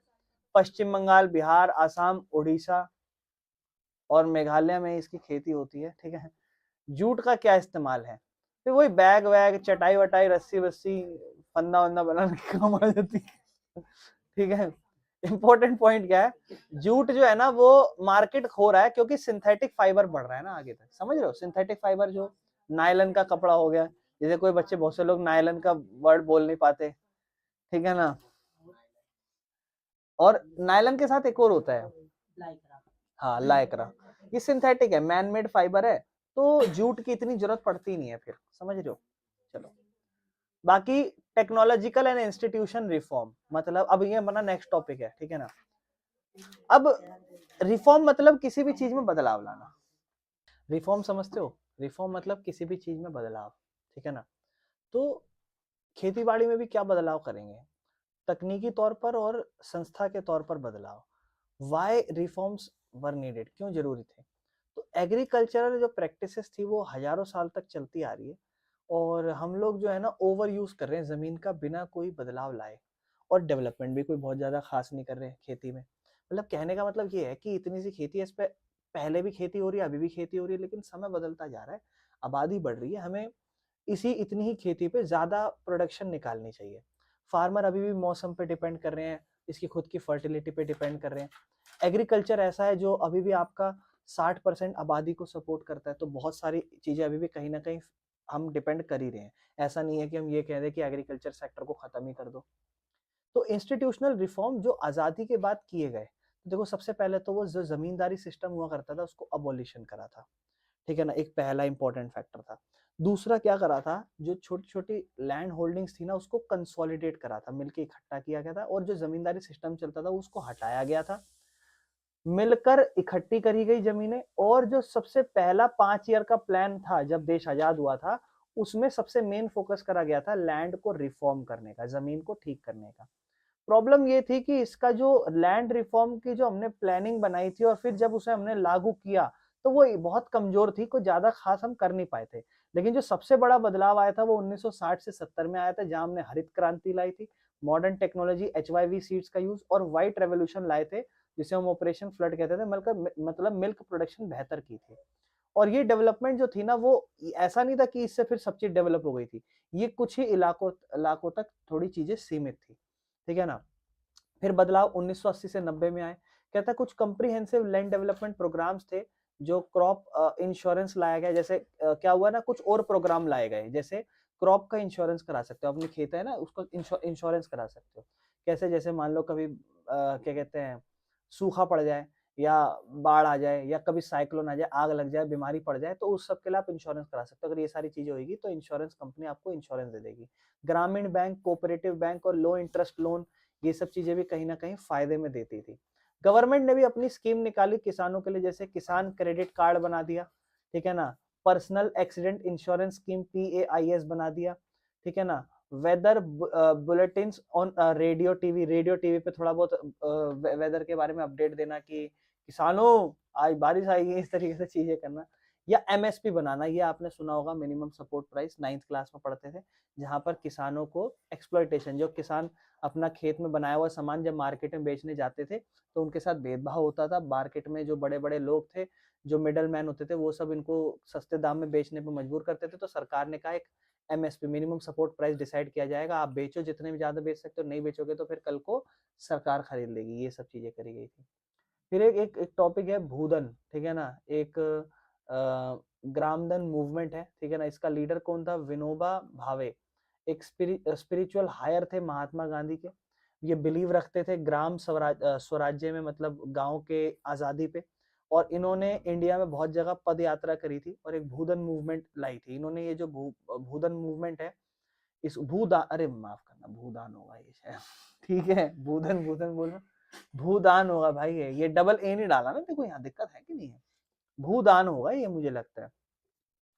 भूदान मूवमेंट जो थी ना वो स्टार्ट हुई थी पोचमपल्ली में, आंध्र प्रदेश में, और श्री रामचंद्र रेड्डी ने डोनेट करे थे अपने 80, मतलब वो भूदान, भूमि दान करना, 80 एकड़ की जो जमीन थी वो दान कर दी थी, और 80 लैंडलेस विलेजर्स को दे दी थी, मतलब उन्होंने अच्छी खासी जमीन दी, लो बेटा खेती करो। और जो वॉलेंट्री डोनेशन था ना लैंड का, वो कहलाया भूदान, ठीक है ना, ये जो जमीन को दान किया गया इसको भूदान कहते थे। फिर एक ग्राम दान, ग्राम दान समझ रहे हो, ग्राम दान मतलब गांव में जो दान कर रहे हैं, पूरा विलेज जो था ना वो डोनेट करता था उन किसानों को जिनके पास कोई जमीन नहीं है, लो बेटा खेती कर लो, इस तरीके से। बहुत सारे जमींदार ने भी जमीन क्या कहते हैं क्या कहते हैं लैंड सीलिंग एक्ट लगाया गया था कि जिसके पास ज्यादा हद से जमीन होगी वो क्या होता था ना, किसानों इंसानों को दे दी जाएगी, मतलब गरीब लोगों को। यही अबोलिशन, ये जमींदारी सिस्टम ही ऐसे चलता था। धीरे धीरे क्या हुआ था ना, एक टाइम पे जब देश हमारा आजाद भी हुआ था थोड़ा बहुत, या अंग्रेजों का भी टाइम आया था, तो उस टाइम पे जितने भी जमींदारों के पास बड़ी बड़ी जमीनें हुआ करती थी ना, इनको जबरदस्ती जब्त कर लिया जाता था अंग्रेजों या इंडियन गवर्नमेंट के द्वारा। और फिर इन्हें कहा जाता था कि इतनी जमीन जो तुम्हारे पास एक्स्ट्रा है ये किसी काम की नहीं है, इसको किसी गरीब किसान को दे दो, दान कर दो। बहुत सारे जमींदार ने भी जमीन डोनेट करी। बाकी भूदान और ग्रामदान मूवमेंट जो है ना, इसको ब्लड लेस रेवोल्यूशन भी कहते हैं, ठीक है ना, नाम याद रखना। बाकी जो हमारा एग्रीकल्चर है वो हमारी नेशनल इकोनॉमी में क्या कंट्रीब्यूशन करता है, तो एग्रीकल्चर जो है ना वो हमारी इंडियन इकोनॉमी की बैकबोन है, रीढ़ की हड्डी है। क्यों कहता है, 1951 से अब तक जो है ना उसमें हमारा जीडीपी, हमने देखा है कि एग्रीकल्चर का जीडीपी गिरता गया है। मतलब जैसे जैसे समय बीता है तो एग्रीकल्चर ने इतना ज्यादा कंट्रीब्यूट नहीं करा। पहले हमारा ज्यादातर जीडीपी जो भी हमारा इनकम आती थी देश की वो एग्रीकल्चर से आती थी, लेकिन अब धीरे धीरे वो कम हो गई। अब सबसे ज्यादा किस में से आती है, इकोनॉमिक्स का टॉपिक है, किससे आती है सबसे ज्यादा? हाँ हाँ, सर्विस सेक्टर बोल लो, है ना, टेरिजरी सेक्टर, बिल्कुल सही। 2010 से 11 में 52% इंडिया के जो आबादी ना वो एग्री, लेकिन प्रॉब्लम है, क्या प्रॉब्लम है कि इंडिया की जितनी भी आबादी है उसका 52% तो लोग खेती बाड़ी में ही काम कर रहे हैं। More than half of India population depend on agriculture, समझ रहे हो। तो agriculture provide livelihood to a large section of Indian people. मतलब कहीं ना कहीं आज के टाइम पे हम ये देख रहे हैं कि जीडीपी में एग्रीकल्चर इतना दे नहीं रहा हमें, लेकिन हमारी आबादी आज भी वो इसी में लगी पड़ी है, समझ रहे हो। तो कहीं ना कहीं क्या हो रहा है, एग्रीकल्चर का जो जीडीपी है वो धीरे धीरे गिरता जा रहा है। ये एक सीरियस कंसर्न है क्या? हाँ, सीरियस कंसर्न है, क्योंकि अगर एग्रीकल्चर गिरेगा तो बाकी सेक्टर पे भी प्रभाव पड़ेगा और एक बहुत बड़ा इकोनॉमिक प्रभाव पड़ सकता है कहीं ना कहीं। तो गवर्नमेंट फिर एफर्ट करेगी, क्या एफर्ट करेगी, वो एग्रीकल्चर को मॉडर्नाइज करने की कोशिश करेगी। तो सरकार ने कुछ स्टेप्स लिए जहां पर वो इसको मॉडर्नाइज करेगी। तो उन्होंने जैसे एक Indian council of agriculture research बनाया, एग्रीकल्चरल इंस्टीट्यूशन यूनिवर्सिटीज बनाई, ठीक है ना, कुछ अलग से वेटरनरी सर्विसेज बनाई, एनिमल ब्रीडिंग सेंटर बनाए, हॉर्टिकल्चर डेवलप करा, जो अलग से अलग खेती बाड़ी में नहीं, अलग से जगह बनाए जाते हैं नर्सरी टाइप, वहां पेड़ पौधे उगाए जाते हैं, फ्रूट्स उगाए जाते हैं। फोरकास्टिंग सर्विस, जो वेदर की फोरकास्टिंग सर्विस है उसको बेहतर किया गया, और गांव में जो इंफ्रास्ट्रक्चर डेवलपमेंट थी उसको बेहतर किया। पर्पज यही था कि सरकार चाहती थी ज्यादा से ज्यादा पैदावार बढ़िया करे ताकि किसानों को सपोर्ट मिले। तो सरकार की कुछ स्कीम्स है जो सरकार ने बेहतर करने की कोशिश करी है। बाकी जीडीपी का टेबल आप ध्यान से देख सकते हो, 2013 से 14 में जो जीडीपी है वो एग्रीकल्चर में, अगर आप ध्यान से देखोगे ये क्या है, ग्रोथ रेट है। तो 2013-14 में हमने 4% की ग्रोथ करी, इंडस्ट्री में 5% की और सर्विस में 7%। लेकिन 14 से 15 में हमारी एकदम से ग्रोथ नेगेटिव हो गई थी, यानी कि लोगों ने खेती बहुत ही कम करी। लेकिन उसके अगले साल जब नेगेटिव हो जाएगी तो जायज बात है थोड़ा पॉजिटिव होगी, लेकिन सिर्फ 1% पॉजिटिव हुई। इसका मतलब क्या है कि जीडीपी की ग्रोथ तो बढ़ रही है, ठीक है ना, इंडस्ट्री और सर्विस की ज्यादा बढ़ रही है, लेकिन एग्रीकल्चर की जो ग्रोथ है ना वो कम हो रही है, समझ रहे हो। प्रॉब्लम इंडियन फार्मर, तो फिर भारतीय जो किसान है वो क्या प्रॉब्लम क्या फेस कर रहे हैं? एक तो इंटरनेशनल कंपटीशन फेस कर रहे हैं, ठीक है ना, और दूसरा गवर्नमेंट ना इन्वेस्ट नहीं करती अब ज्यादातर एग्रीकल्चर में, तो वो सरकार ने कम कर दिया। दूसरा, पहले फर्टिलाइजर की सब्सिडी बचत छूट मिला करती थी सस्ते में, सरकार को मतलब लोगों को फायदा होता था, तो ये बढ़िया चीज थी। अगला, increase in cost of production, बनाने की लागत थोड़ी ज्यादा आ गई है तो महंगा पड़ता है, मुनाफा ज्यादा नहीं हो पाता। दूसरा, एक तो क्या हुआ ना, कल को पहले बाहर से जब खेतों का सामान खरीदते थे तो इम्पोर्ट होता है वो, तो इस इम्पोर्ट पे ड्यूटीज बहुत लगा के रखते थे। लेकिन आज के टाइम पे वो ड्यूटी कम कर दी है सरकार ने, तो बाहर के लोग अच्छा खासा इंडिया में सामान बेचते होंगे, तो इंडियन जो प्रोड्यूसर है, जो हम लोग सामान बना रहे हैं, हमको प्रॉब्लम क्रिएट हो रही है, क्योंकि हम बेचने जा रहे हैं तो मार्केट में और भी लोग बाहर के आके बेच रहे हैं वहां पे। और फिर छोटी छोटी जमीन है, ये एक बहुत बड़ी प्रॉब्लम, मानसून कभी भी कुछ भी हो जाता है, कुछ नहीं पता, अनसर्टेन है कल को क्या होगा। और पेस्टिसाइड्स का यूज ज्यादा करते हैं तो एनवायरमेंट की प्रॉब्लम और हेल्थ की प्रॉब्लम हो जाती है, तो प्रॉब्लम ये इंडियन फार्मर फेस कर ही रहे हैं। तो फार्मर्स कहीं ना कहीं इस पे इन्वेस्टमेंट लगाना बंद कर रहे हैं, और एम्प्लॉयमेंट जो होनी है ना कहीं खेती बाड़ी में वो कम होती जा रही है। तो why farmer are in distress, तो फार्मर ऐसे डिस्ट्रेस में क्या, मेन रीजन वही क्रॉप फेल हो गई, प्राइस क्रैश हो गया, कर्जा बढ़ता गया, जो छोटी जमीन है, कुछ और दूसरी जॉब मिल नहीं रही है, उसमें कमी हो रही है और फिर लोन का प्रेशर आता है तो फार्मर फिर सुसाइड करते हैं और फिर कहीं ना कहीं एक इनडेप्थनेस सिचुएशन हो जाती है, क्रॉप फेलियर, कहीं ना कहीं लो इनकम, ये सब नुकसान दे जाती है। इसका ग्लोबलाइजेशन पे क्या प्रभाव पड़ता है? तो देखो, हिस्टोरिकल बैकग्राउंड समझना बहुत जरूरी है। जब अंग्रेजों का जमाना था तो इंडिया ना मसालों को एक्सपोर्ट करता था बाहर। तो ब्रिटिश फोर्स करता था फार्मर को कि कपड़ों की खेती करो, ठीक है ना। इंडिगो जो चंपारण मूवमेंट चली थी 1917 में, लेकिन फार्मर जो है ना वो चाहते भी थे और ना वो जानते भी थे कि कपड़े की खेती कैसे होती है। कपड़े की खेती अंग्रेज इसलिए करवाते थे, कच्चा माल लेके जाते थे अपने देशों में, अपनी फैक्ट्री में बनवाते थे और यहीं लाके हमें ही बेचते थे। समझ रहे हो? तो इसलिए वो चाहते थे इसकी खेती बढ़े। लेकिन 1990 के बाद जब ग्लोबलाइजेशन आया तो इंडियन फार्मर ने नए चैलेंजेस फेस करे। अच्छा क्यों? 1950 जब हमारा देश लगभग आजाद हो गया यहाँ से, 1990 तक हमें कोई खास प्रॉब्लम नहीं हुई होगी। क्यों? क्योंकि तब तक हमने एलपीजी मतलब ग्लोबलाइजेशन अलाउ नहीं कर रखा था। लिबरलाइजेशन, प्राइवेटाइजेशन, ग्लोबलाइजेशन अलाउ नहीं कर रखा। लेकिन अब बाहर से भी कंपनियां आएंगी, हमारी भी कंपनियां बाहर जाएंगी, तो हमारे लिए तो कहीं ना कहीं प्रॉब्लम हो गई है। क्यों? क्योंकि जो विकसित देश है ना, वो अपने देश, ये हमने ग्लोबलाइजेशन नहीं पढ़ा था अगर आपको याद हो, जो अच्छे खासे डेवलप देश है जैसे यूएसए, वो अपने किसानों को बहुत छूट या बचत देते हैं। इस वजह से उनका सस्ता बन जाता है माल, और जब सस्ता बचता है तो अपने देश में भी बेच देते हैं और बाहर, इंडिया के बाहर भी सामान बेचते हैं। लेकिन हमारे यहाँ सरकार हमें इतनी छूट देती नहीं है, बचत देती नहीं है, तो हमें फिर महंगा पड़ जाता है बाहर बेचना। तो इंडियन प्रोडक्ट जो है ना वो कॉम्पिटिटिव थोड़े से कम हो जाते हैं, कॉम्पिटिशन नहीं लगा पाते वो बाहर मार्केट में जाके। क्यों? क्योंकि हमारे प्रोडक्ट महंगे हो जाते हैं और इंडियन क्रॉप का जो प्राइस है ना वो भी फिर गिरता जाता है और फार्मर की जो इनकम है वो लगातार कम पड़ जाती है। तो ग्लोबलाइजेशन से कहीं ना कहीं हमारे को एग्रीकल्चर में अच्छा प्रभाव नहीं पड़ा है, नुकसान हुआ है। ये बस ये पॉइंट याद रखना, ठीक है ना। बाकी environmental issues and new technologies के ऊपर हम बात करें तो दूसरा ये कि जो नई तकनीक आई है ये भी एक बहुत बड़ी समस्या है। क्या समस्या है? Problem of chemical farming. Land की जो क्वालिटी है वो गिरती गई है, ठीक है ना। और धीरे धीरे जो एक्विफायर्स है, मतलब जो एक्वेटिक चीजें हैं, वो धीरे धीरे सूखा पड़ता जा रहा है। बायोडाइवर्सिटी जो आसपास का माहौल है वो भी खोता जा रहा है, ठीक है ना। फिर एक जेनेटिक रेवोल्यूशन भी एक बहुत बड़ी प्रॉब्लम है, मतलब प्रॉब्लम नहीं है, gene revolution, use of genetic engineering, development of hybrid and GM seeds. मतलब कुछ हम कहीं ना कहीं थोड़ी सी साइंस वाइंस लगा के नई तकनीक में नई जीन के रेवोल्यूशन, मतलब नए नए तरीके के सीड्स बना रहे हैं जिससे थोड़ी अच्छी पैदावार हो सके, वो हम थोड़ा सा कर रहे हैं, ठीक है ना। बाकी जेनेटिकली मॉडिफाइड सीड्स जो इंडिया में यूज होता है उसका नाम याद रखना, बीटी कॉटन, ठीक है ना, ये नाम याद रखना। फार्मिंग की हम बात करें, ऑर्गेनिक फार्मिंग समझते हो?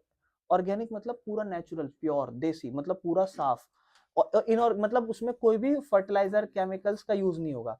ऑर्गेनिक फार्मिंग है ना, कोई भी केमिकल फर्टिलाइजर या पेस्टिसाइड्स का यूज नहीं होता। इको फ्रेंडली फार्मिंग मेथड है, इससे एनवायरनमेंट बचता है, सॉइल की हेल्थ बढ़िया होती है और ये सेफ फूड है कंज्यूमरों के लिए, ठीक है ना। लेकिन एक और प्रॉब्लम है, छोटी छोटी लैंड होल्डिंग्स, ये बहुत बड़ा इशू है। तो इंडिया का जो गांव की पॉपुलेशन थी 2011 में वो 833 मिलियन थी और जमीन कितनी है? 250 मिलियन हेक्टेयर। तो इसके हिसाब से ऑन एन एवरेज एक इंसान को 0.5 हेक्टेयर की जमीन मिलेगी। तो इसका मतलब लैंड बहुत ही ज्यादा छोटी है, तो जायज बात है हर एक इंसान की जो इनकम है वो कम होती जाएगी, ठीक है ना। तो फिर इसका मतलब कहीं ना कहीं जो क्रॉपिंग पैटर्न है, जो जमीन हम दे रहे हैं, लोगों को बांट रहे हैं, इसमें थोड़ा बदलाव करना चाहिए। चेंज की जरूरत इसलिए है कि जो पहले तरीके की जो ट्रेडिशनल क्रॉप हुआ करती थी वो हमें कम इनकम दिया करती थी। आज के टाइम पे हमें कोशिश ये करनी चाहिए कि ज्यादा से ज्यादा इनकम हो, हाई वैल्यू क्रॉप को उगाया जाए इंडिया में, जैसे fruit, vegetable, flower, medicinal plant, या फिर कोई डीजल क्रॉप जैसे जोजोबा और जत्रोफा करके, ठीक है ना। बाकी इसके फायदे ही हैं, इससे इनकम बहुत ज्यादा होती है, पानी की भी कमी कम पड़ती है, मतलब पानी ज्यादा नहीं चाहिए इसके लिए, और एनवायरनमेंट को भी ज्यादा डैमेज नहीं होता, ठीक है ना। डिबेट बाकी एक यही है कि इंडिया को सब इंपोर्ट करने चाहिए सीरियल्स और एक्सपोर्ट करने चाहिए हाई वैल्यू क्रॉप। मतलब हमें थोड़ा सा बाहर से सीरियल्स को यूज करना चाहिए, अपने खुद यहाँ नहीं बनाना चाहिए, और ये जो जिस टाइप के हम क्रॉप पढ़ रहे हैं ना, ये हमें ज्यादातर बाहर बेचने चाहिए, ठीक है। एग्जाम्पल इटली, इसराइल, ये सब ऐसा करते हैं, एक्सपोर्ट करते हैं क्या? Fruit, wine, special seeds. तो इनकी कमाई ना बाहर ज्यादा, मतलब हमें कुल मिला के कुछ ऐसे तरीके की खेती करनी चाहिए जिसकी डिमांड बाहर ज्यादा हो, समझ रहे हो।